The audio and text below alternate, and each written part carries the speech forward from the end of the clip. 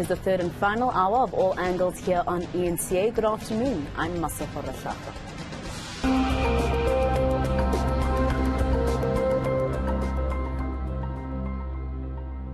So we've been following various stories throughout the course of the day. Let's now give you an update on how those stories have developed so far. We've got our reporters Aviwe Mtila and we've got Moloko Moloto. A little later on we'll be joined by Aviwe Mtila. Let's start with you, Aviwe. President Cyril Ramaphosa, of course, meeting with the cabinet to discuss the state of our electricity crisis in the country. How far is that meeting? Well, Maseko, we do understand that meeting kicked off at 8 o'clock at South Africa's seat of power, the Union Buildings. We're expecting feedback then from the ministers tomorrow, where they'll give a briefing on what exactly was spoken about. Of course, at the crux of that meeting would be our energy woes, which promises have been made. This is not the first time we're experiencing stage 6 load shedding. We first had it back in 2019, where the president had to come back from overseas to come and tackle it with urgency. Even earlier on in that year, in fact, he did mention at the State of the Nation address a 9-point plan that will tackle our electricity woes, even mentioning that eSCA is too big to fail. We have had many plans on the ground. Even when the CEO, Andre Director, came on some 2 years ago, he did promise to tackle the load shedding woes, have an end of it by 18 months' time. It's 2 years later now. Nothing seems to have changed. President again coming back from Europe this time around to tackle our electricity challenges as we hit stage 6 back then. Now we're on stage 5, of course, and that cabinet meeting happening. Realistically, what is going to change? The conversation, in fact, that I had with Kosatu earlier on, who suggests that amid those meetings, eSCA needs to be given some 200 billion rand in order to tackle the energy crisis. In fact, let's listen in on the conversation I had a bit earlier on with the DSG of Kosatu. Recently, 2 months ago, the president established a cabinet minister of about 5 or 6 ministers to deal with the challenges that is facing, and is not showing that direction that the problem is going to be solved until such time government put money, but government put the resources to ESCOM to address the challenges that they are facing.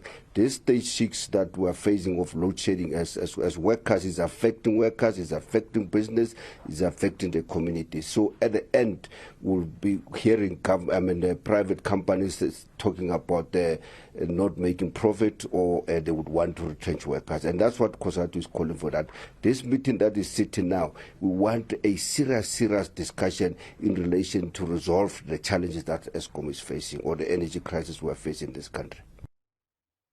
All right, we do have Aviwe Mtila also joining us from KZN, but let's go to Moloko. Moloko, residents of Polokwane have endured water shortages for weeks now, the municipality blaming the blackouts. What's the update at lunchtime today? Well, Masero, the residents are certainly frustrated. Of course, you'd understand that during load shedding, the motorists in particular will have to navigate through the traffic lights and intersections when they, don't have any form of guidance. But also the big one is that a lot of people now don't have access to drinking water, Masero, all because the municipality of Polokwane says it's unable to pump enough water to fill up the reservoirs for residents to have access to drinking water.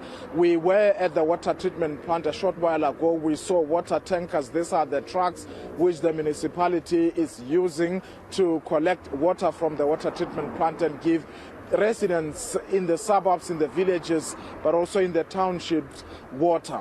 And of course, the frustration is also felt by those who are running small businesses. We actually spoke to one person who says he's running a printing and an embroidery business, and he's saying he's frustrated by the fact that there are load shedding incidents during the day, but also even at night. And as a result, he's unable to even plan for his schedule of work, and as a result, he's losing out on revenue. Let's listen to him.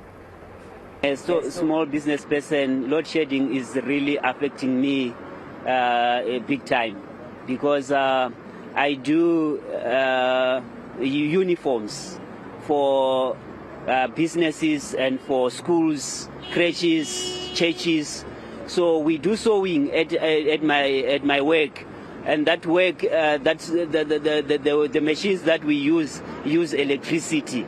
So load shedding, we are having experienced load shedding twice a day and also twice during the night. And it's really affecting us. If it was only during the day, maybe we're going to cover up during the night. But now the load shedding is also occurring during the night. That's a big loss on our side. All right, and Aviwe, on your side, what's the lunchtime update on the developments on your story, with Durban residents also complaining about blackouts? Well, Maseko, at the moment we're actually in KwaMashu township, and this area has been hard hit by load shedding. We've been speaking to a lot of households, finding out how they've been affected, and they told me that just yesterday they didn't have electricity for a number of hours, and this morning they woke up to blackouts as well. At the moment I was speaking to a businessman who runs this small business just outside his household, and he was telling me that they sell fat cooks and also chips. He also sells popcorn and as well as ice cream. He has told me that his business has been very badly affected because when there is load shedding, they can't prepare any of the stuff that they are selling here. So you can just imagine the amount of the amount of disruptions that they have when load shedding actually occurs. So these are the people that are mostly affected by stage 6 and stage 5 load shedding currently. Fortunate that we are in an office with a generator.